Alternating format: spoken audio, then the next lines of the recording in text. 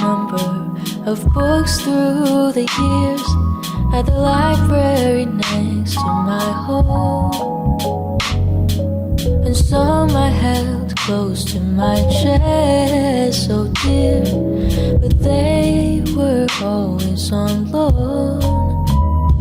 But if the pages make me smile like a fool, maybe for once I won't follow the rules. I'll keep it until it's long overdue, when I find my favorite book to read.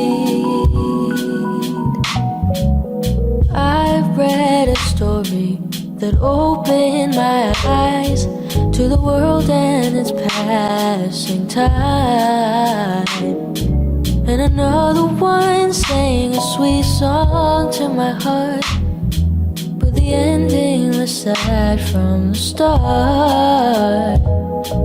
And then came along just an ordinary book that I happened to give a second look. It was humor and heart